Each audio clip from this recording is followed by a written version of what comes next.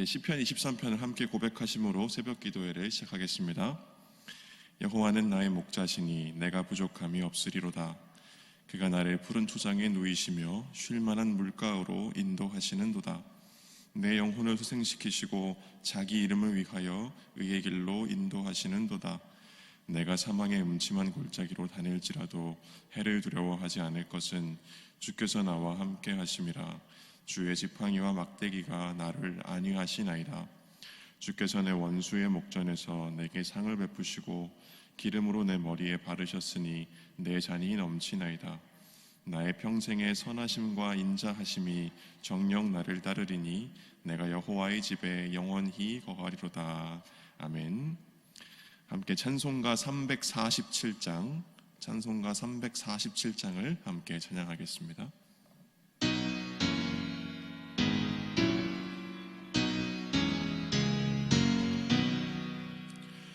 겸손히 주를 섬길 때 괴로운 일이 많으나 구주여 내게 힘주사 잘 감당하게 하소서.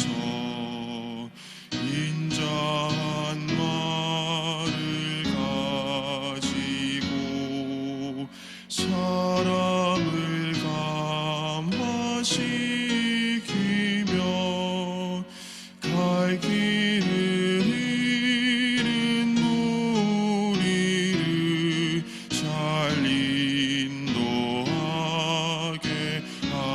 하소서. 구주의 귀한 인내를 깨달아 알게 하시고 굳건한 믿음 주셔서 늘 승리하게 하소서. 장래의 영광 비추사 소망이 되게 하시며 구주와 함께 살면서 참 평강 얻게 하소서. 아멘. 아멘. 하나님께서 오늘 우리에게 주시는 말씀은 누가복음 10장 25절에서 42절의 말씀입니다. 하나님 주시는 말씀 누가복음 10장 25절에서 42절의 말씀입니다.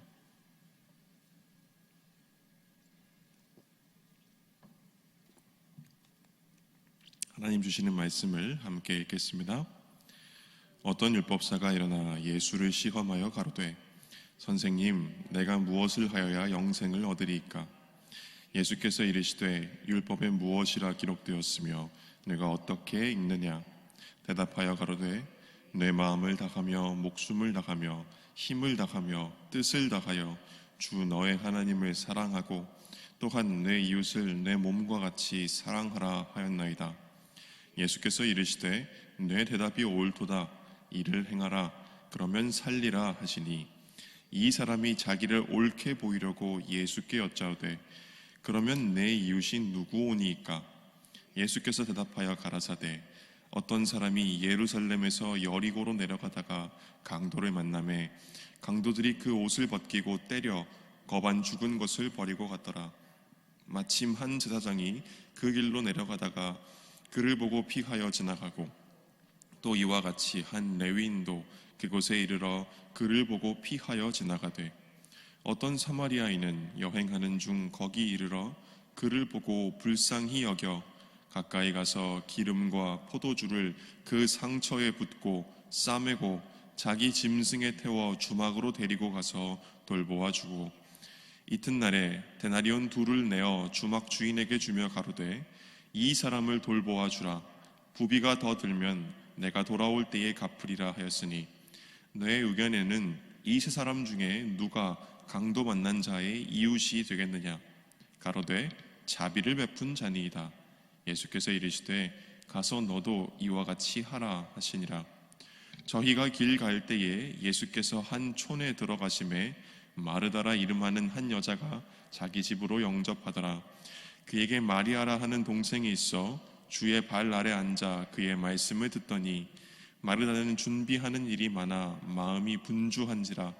예수께 나아가 가로되 주여 내 동생이 나 혼자 일하게 두는 것을 생각지 아니하시나이까 저를 명하사 나를 도와주라 하소서. 주께서 대답하여 가라사대 마르다야 마르다야 내가 많은 일로 염려하고 근심하나 그러나 몇 가지만 하든지 혹 한 가지만이라도 족하니라. 마리아는 이 좋은 편을 택하였으니 빼앗기지 아니하리라 하시니라. 아멘.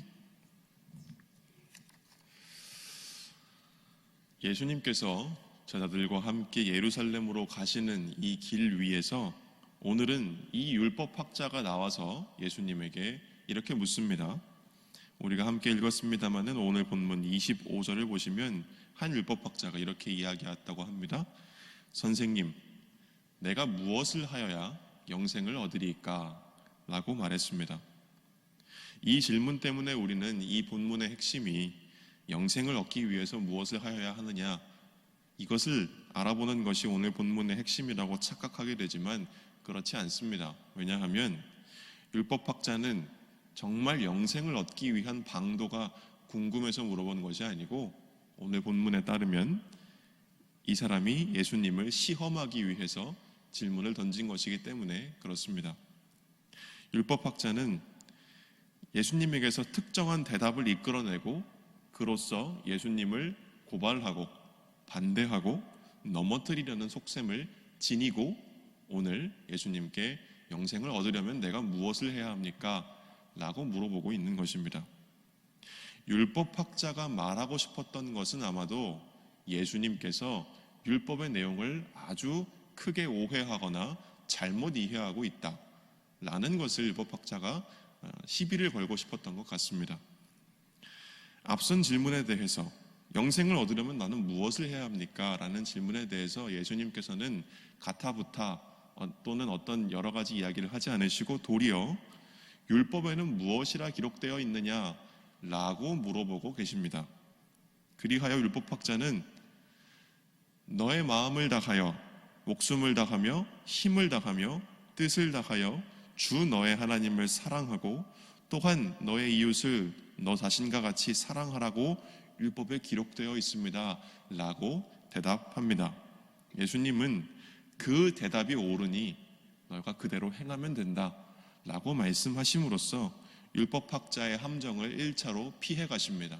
왜냐하면 당시의 율법학자들 그리고 유대인들 모두가 주 하나님을 사랑하고 너의 이웃을 너 자신과 같이 사랑하라 라고 하는 말씀이 율법의 전부라고 하는 것에 대해서 모두가 동의하고 있었기 때문이었습니다. 그런데 거기서 율법학자는 오늘 본문에 따르면 자기를 옳게 보이려고 다시 말해 그 자신의 속내에 있는 주장을 정당한 것으로 드러내고 예수님의 생각을 잘못된 것임을 드러내고 싶어서 예수님께 이렇게 묻습니다. 그러면 예수님께서 너의 하나님을 사랑하고 그리고 너의 이웃을 너 자신과 같이 사랑하라 이게 전부라고 말씀하셨는데 그러면 내가 사랑해야 하는 나의 이웃은 누구입니까? 라고 물어보고 있는 것입니다. 이 질문에 대해서 예수님께서 하시는 대답이 바로 오늘 우리가 읽은 말씀의 내용, 우리가 흔히 선한 사마리아인의 비유라고 알고 있는 그 비유입니다. 이 말씀에는 예수님의 모든 말씀과 가르침과 이루신 일 안에 담겨있는 핵심이 나타나고 있고 그리고 그 핵심은 우리가 예수를 온전히 따르는 제자가 된다는 것이 진정 의미하는 바가 무엇인지를 우리에게 명확히 보여주고 있습니다. 먼저 오늘 본문 말씀에서 주님은 어떤 분이십니까? 함께 살펴보면 주님께서는 하나님과 하나님의 백성과 그들의 이웃에 대한 유대인들의 편협한 이해를 깨트리고 계십니다. 어떤 사람이 예루살렘에서 여리고로 가는 길에 강도를 만나서 거의 죽게 된 채 쓰러져 있었습니다. 얼마 지나지 않아 그 길을 제사장이 먼저 지났고 그 다음에는 레위인이 그 길을 지나가다가 이 강도 만난 사람을 발견하지만 그냥 지나치게 되었습니다. 이것은 제사장이나 레위인이 그냥 사람들이 못돼서가 아닙니다. 사람들이 못돼서 또는 사람들이 관심이 없어서 이 사람들의 마음에 사랑이 없어서 이 사람들이 강도 만난 사람을 그냥 지나가는 것이 아닙니다. 율법에 의하면 시체를 만지는 것은 부정한 일이고 부정이 옮으면 성전에서의 사역을 할 수 없고 도리어 부정을 탄 채 성전에 들어갔다가 죽을 수도 있었기 때문에 그들은 어쩔 수 없이 강도 만난 사람을 지나칠 수밖에 없었던 것입니다. 그러나 그 사람을 만난 사마리아인이 있었다고 하는데 이 사마리아인은 달랐습니다. 이 사마리아인은 강도 만난 사람을 지극히 돌보았습니다. 그래서 자신의 모든 사비를 털어서 이 강도 만난 사람을 안전하게 돌보아주고 여관 주인에게 돈이 모자르면 내가 더 보탤 테니 이 사람을 돌보아 달라라고 말하고 길을 떠났던 것입니다. 이렇게 강도 만난 사람에게 자비를 베푼 이 사마리아인이 앞선 제사장과 레위인으로 대표되는 유대인들과 달리 강도 만난 자의 이웃이라는 사실이 증명되고 있는 것입니다. 사마리아인은 어떤 사람들이었냐면 사마리아인은 먼 옛날 앗수르가 북이스라엘을 정복할 당시 식민 정책의 일환으로 탄생한 유대인과 이방인들의 혼혈인들을 가리켰습니다. 그래서 이 사마리아인들은 유대 사회 공동체에서 성전 제사에서 그리고 율법에서 철저히 배제된 이방인이자 부정하게 여겨져 혐오받는 사람들이었습니다. 예수님은 바로 그 사마리아인이 지금 예수님에게 질문하고 있는 율법학자의 이웃이라고 말씀하고 계시는 것입니다. 앞서 예수님께 던졌던 율법학자의 질문 속에는 하나님과 하나님의 백성, 하나님은 어떤 분이시고 하나님의 백성은 어떤 사람들이고 그들의 이웃은 누구인지에 대한 유대인들의 이해가 담겨 있었습니다. 그리고 그것과 다른 말씀을 예수님께서 만약에 한다고 한다면 그걸 가지고 트집 잡아서 예수님을 고발하고 반대하고 시험할 생각으로 괴롭게 할 생각으로 율법학자가 예수님께 질문하고 있는 것입니다. 그리고 예수님께서는 이 율법학자의 의도를 아주 완벽하게 이해하고 계실 뿐만 아니라 바로 그 율법학자의 생각이 당시 유대 백성들의 보편적인 생각이며 바로 그것이 유대인들이 하나님의 뜻을 이루는데 실패한 이유라는 것을 알고 계셨습니다.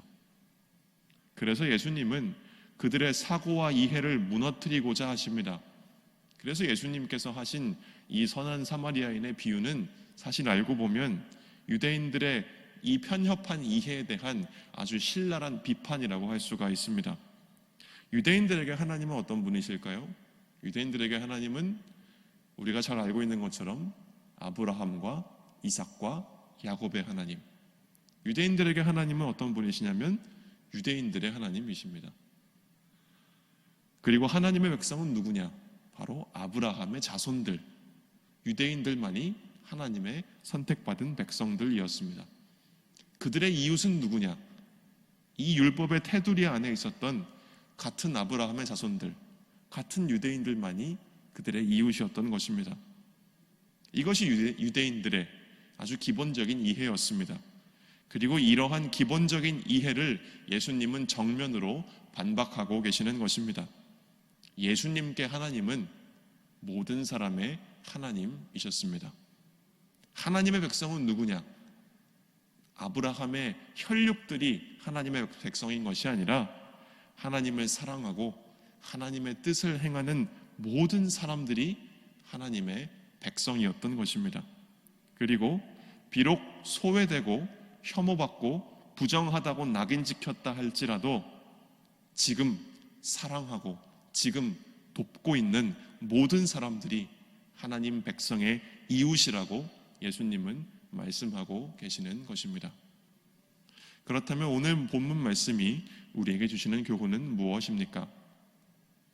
나와 너를 가르는 모든 경계선을 뛰어넘어서 사랑의 희생을 감당하는 것이야말로 주님을 따르는 일입니다.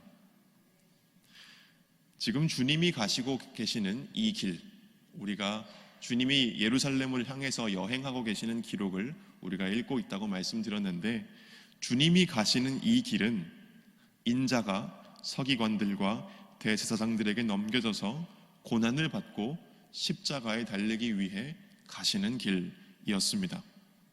주님은 먼저 유대인들만이 아닌 모든 사람을 위해서 십자가에 달리고자 하셨습니다.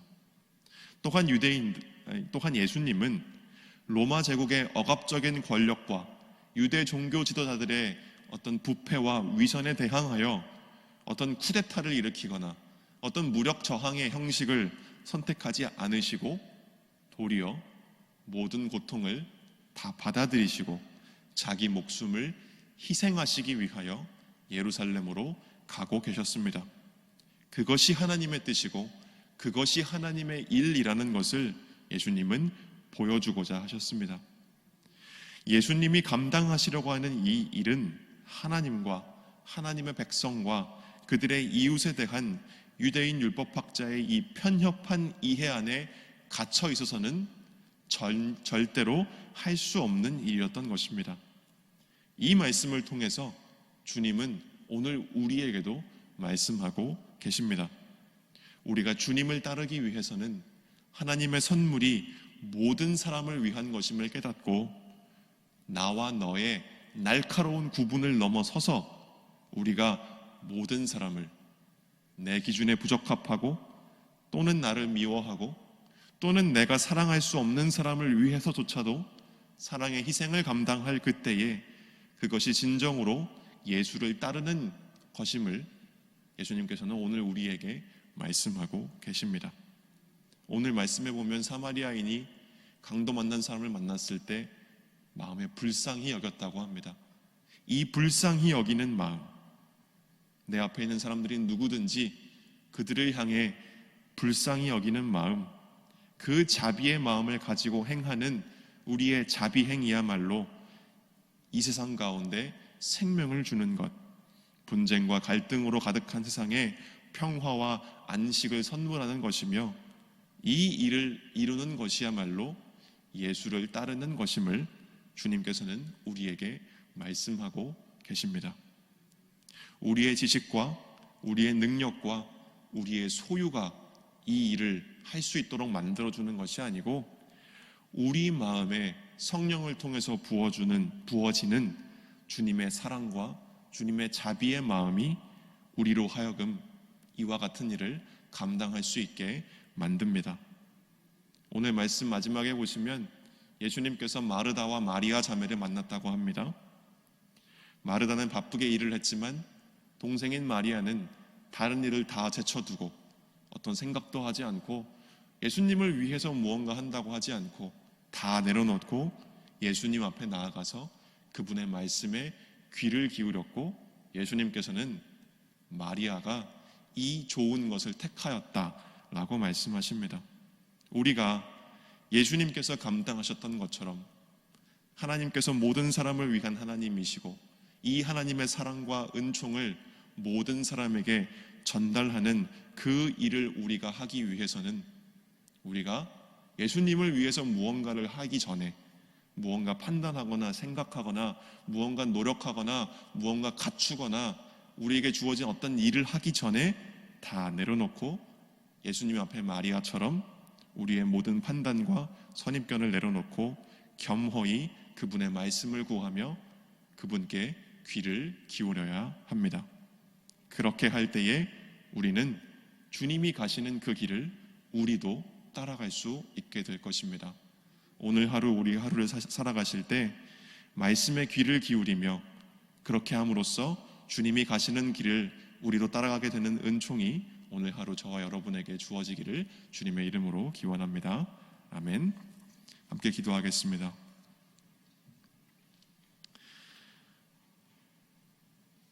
은혜가 풍성하신 하나님 아버지, 오늘 우리에게 이 말씀을 허락하셔서 우리가 이 말씀을 우리의 나침반으로 삼고 오늘 하루를 살아가게 하시니 감사합니다.